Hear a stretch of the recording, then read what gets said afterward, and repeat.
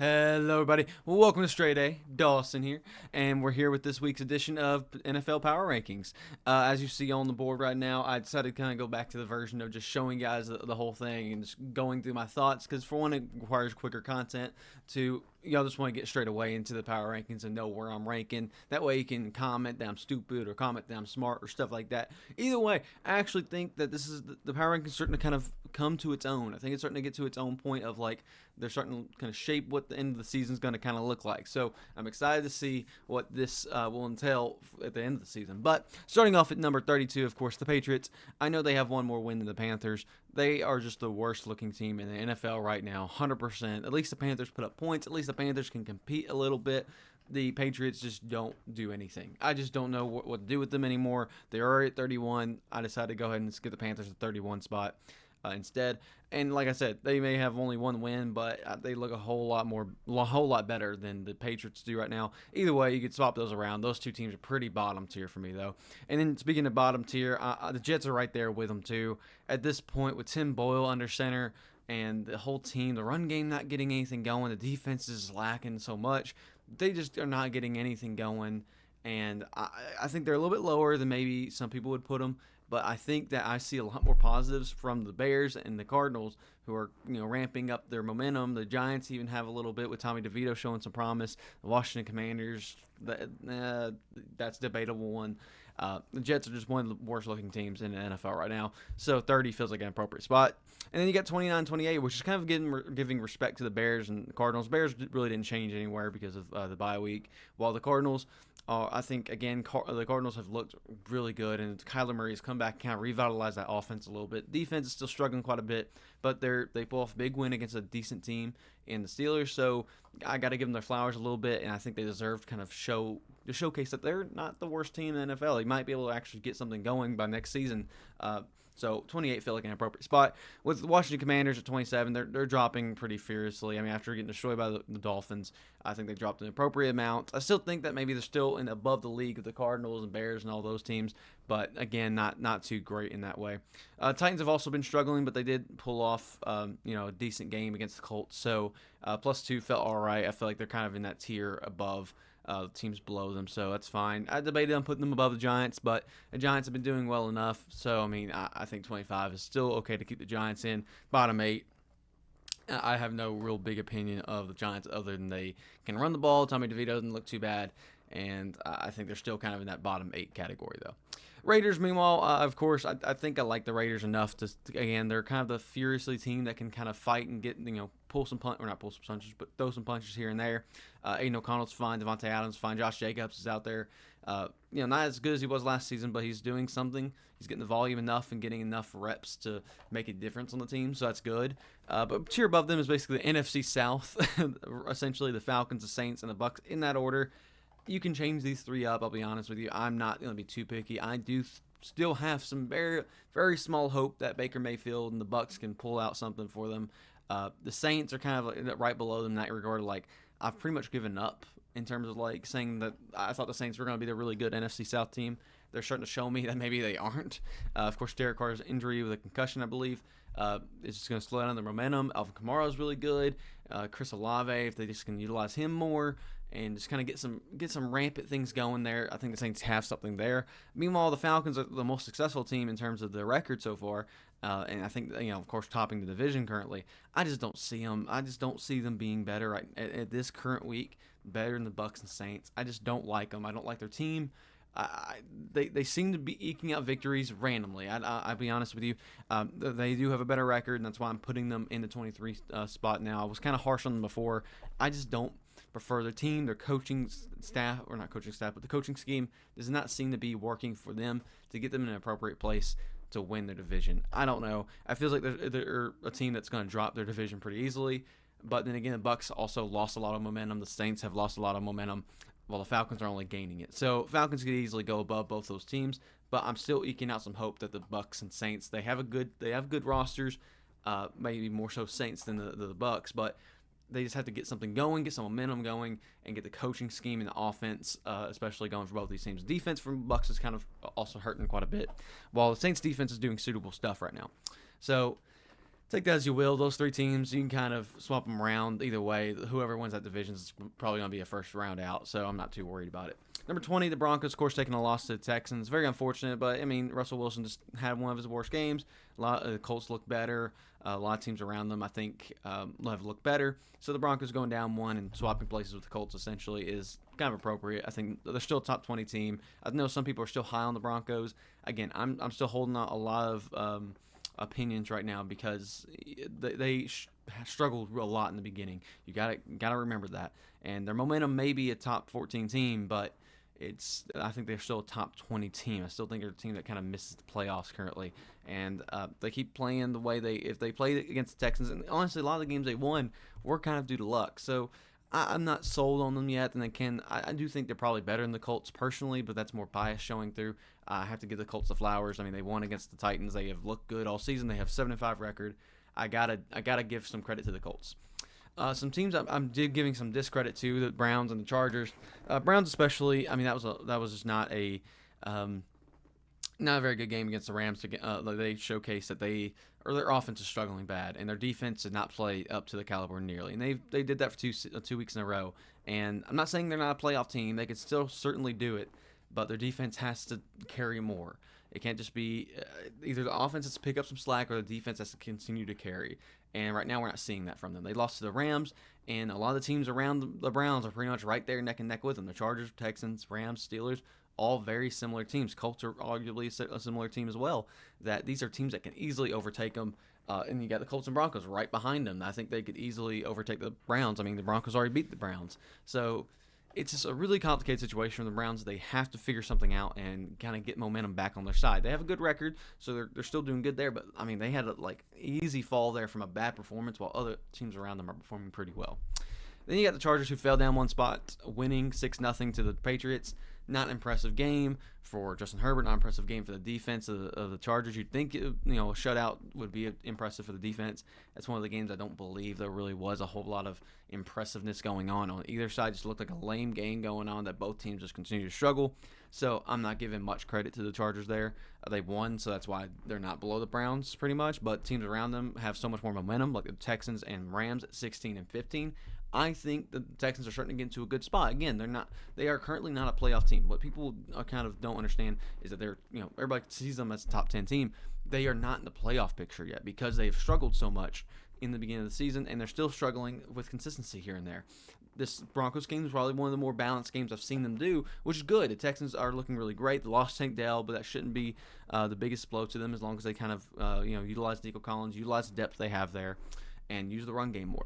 So Texans are fine. I think a 16 spot is really perfect for them. The Rams have been picking up momentum big and big. They are trying to make a playoff run. They are trying to say, we took a year gap to basically win a Super Bowl. We won the Super Bowl. We'll take a year gap. We're right back in the running. We're going to showcase that we still have the team to do it, and dang sure they are. They have been blowing some points out there. They are an explosive team, gaining some momentum. Their defense is starting to ramp up a little bit more, so they just need to keep that momentum for both sides of the ball, and they might be able to do a really nice playoff run. At 14, kind of in the playoff picture at this point. By the way, this I think in the beginning of these power rankings, I basically said top 14 teams are good. At this point, top 20 are good. I'd say you get to the elite teams of 6 and up, 7 up arguably too. 7 and up elite teams. Now 8 to 20 basically seems like very clouded. In terms of any of those teams, I feel like could beat each other. Bucks, Saints, and Falcons, whatever you can kind of put in the picture, but all these teams are starting to get a lot of good things. Either they are slowing down from being good earlier in the season, or they're speeding up from being bad early in the season. So it's really crazy. But the Steelers are losing that momentum a little bit. Rough loss to the Cardinals, obviously with the unfortunate weather delay thing. I'm not going to punish them too much, but they still lost to the Cardinals, one of the worst teams in the NFL currently. Their defense did not showcase at all. Their offense, even without Matt Canada, is not really improving much. The run game couldn't really get going. A lot of things. I still think that they fell enough to be right in front of the Rams and Texans, but it's kind of one of those things where if the Steelers continue to do that, I could see them dropping more and more, especially to these explosive teams like the Rams, Texans, Chargers, who, if they do get important wins, they could go up more. Probably less so Chargers, probably more so Rams, Texans, Browns type deal, but the Steelers still have a good spot in the NFL playoff picture. They just have to maintain it. Meanwhile, you got the Vikings. I believe they were on bye week, so they really didn't change much. The only reason they went up 2 is because the Steelers went down and the Browns went down. So that's the only really reason they really rose up any. So whatever. The Seahawks, they had a very impressive performance. Technically, in my mind, I moved them up a little bit to like compensate because they had a really good game against the Cowboys, and I think they showcased what the Seahawks can do. They didn't pull off the win, so obviously they didn't gain as much ground as the Packers did winning against the Chiefs. But Seahawks going down only one is a very very suitable choice right now. Number 12 spot, pretty nice for them. Meanwhile, I think a fringe top 10 team right now, the Packers. The Packers were good. Had a good roster beginning of the season, like a mid-tier roster, and they maintained that mid-tier spot until recently. They're gaining some momentum on some of these teams who are kind of slowing down now, and the Packers are picking up. Jordan Love's putting up some numbers. Their defense is actually stepping up a decent bit, and they pulled off a really big win against the Chiefs. And not an easy matchup. I mean, it's not easy at all. The Chiefs did struggle quite a bit. I think that was also due to some just offensive struggles on their side of the ball. Patrick Mahomes did not have one of his best games, but certainly you got to give a lot of credit to the Packers in general. The Packers offense was booming. A.J. Dillon looked great. The offensive line of the Packers held up very well, while the defense of the Packers actually slowed down a Kansas City offense, which can be explosive at times. And it's not necessarily that Patrick Mahomes had the worst game in the world. He still completed passes to Travis Kelce and Rashee Rice. And so he wasn't a lot of drop passes. So, I got to give some credit to the Packers here. +2 in a fringe top 10 spot. I mean, they are a playoff team. They could be a very easy playoff team at the moment. So, I think 11 spot is a very appropriate for them. I see them beating every team below them, maybe minus a hot Texans team, maybe minus a hot Rams team. I could see the Packers beating any other team. Granted, I know they lost some of the teams below them, like the Broncos, but like the Packers generally out of 100 games, I believe could beat most of these teams, and I think it's still arguable they could beat the Rams and Texans. So I'm more passionate about how the Packers are looking right now, and the momentum is just going up and up and up. And especially with how the Jags and Bills and Bengals have been looking, they could be easily a top 10 team, especially if they keep up these impressive wins. You got to give them their flowers. I think they certainly deserve it at this point. I don't think they're a bad team. I know there were some comments about that earlier, but I'm very passionate in saying the Packers are a decent team right now and could actually pull this off into a top 10 spot for them. Meanwhile, you got the Bills at 10 bye week, so not really too much of a big deal there, but whatever. They went down 1 just due to some changes around them. Jags, I believe because the Bengals went up because of their win, so I gave the Bengals more flowers there. Jags -2. I mean, it's just unfortunate with Trevor Lawrence going down. He shouldn't be too long out of it, but it just was a rough game for them, so -2 felt appropriate. Still a top 10 team, but it's just momentum slowing down for them, and it could be a little bit worrisome to see Jacksonville in this current position at this late in the season. So I still have a lot of hope in that they're going to kind of pick it up and make a playoff run, a proper playoff run. But the Texans and Colts are right behind them, and they could really pull off a big miracle if Jaguars start slowing down a little bit. So we'll see. The Bengals at 8. Now, this is the crazy one, I think, because I think when I mentioned this off the side to a lot of the other guys, they were like, Bengals at 8. They're like a 15 type team at this point. And again, this is kind of the fault of the power rankings and how my logic of going into it, but I'm staying consistent with it throughout this whole season. The Bengals, ever since before losing Joe Burrow, were a top 10 team, right? I think everybody can agree with that, and I think they're arguably a top 8 team pretty easily. But beside the point, when Joe Burrow went down, I don't punish injuries, okay? So the first game that happened, Jake Browning did below average, whatever. And so I think it kind of reflected that they went down a little bit, but they didn't do awful enough for me to move them down a whole lot. So I wasn't just going to punish them.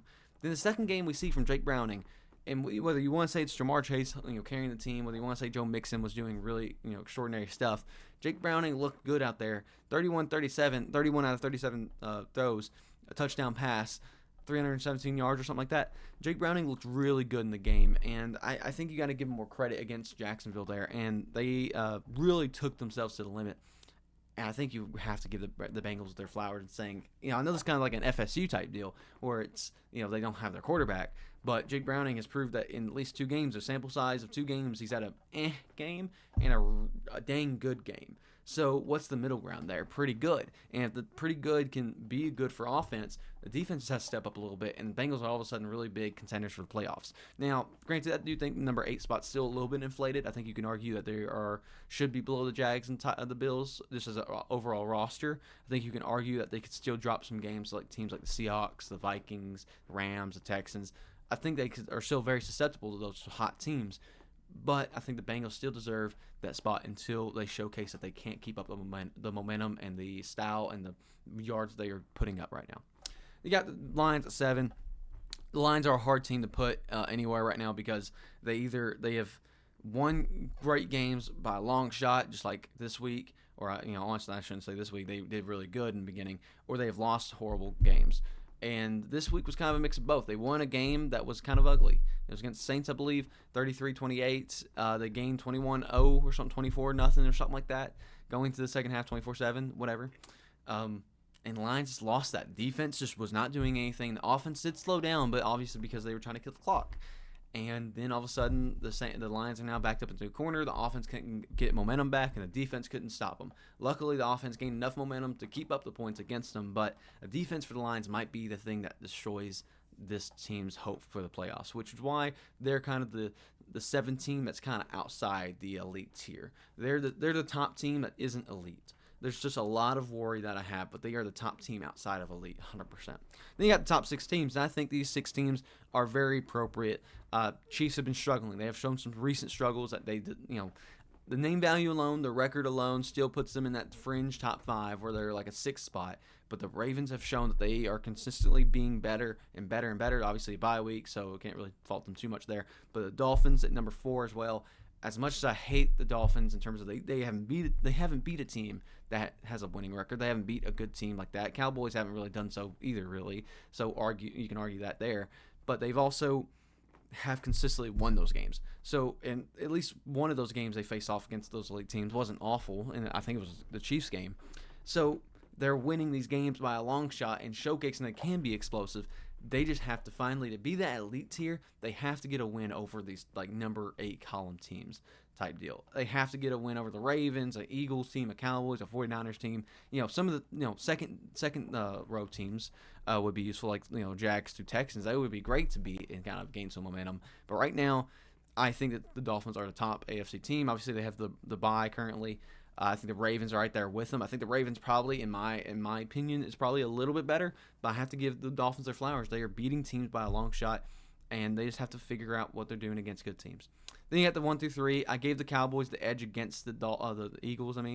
I just think the Eagles have shown a lot of weakness in the last couple of games. They've won those games recently, but this 49ers loss was an ugly loss for the Eagles. I know it was against a good team, but when you're just as good of a team, arguably on this power rankings, you have to compete more. And the Cowboys, I think, is a team that can compete more with the 49ers.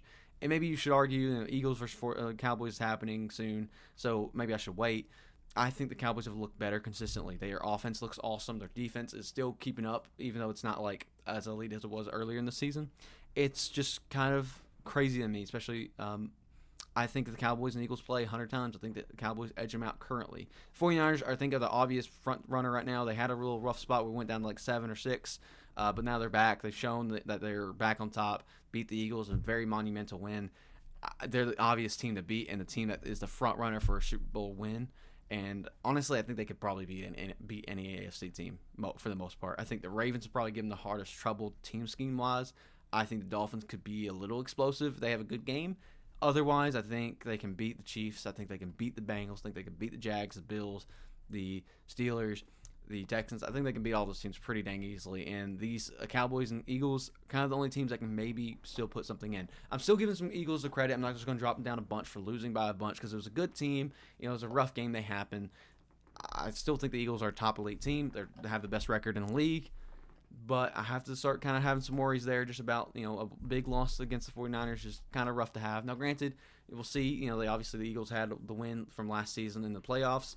So we'll kind of see what happens with that. But I'd be very intrigued to see how this post-playoffs or how the playoffs actually look for these teams.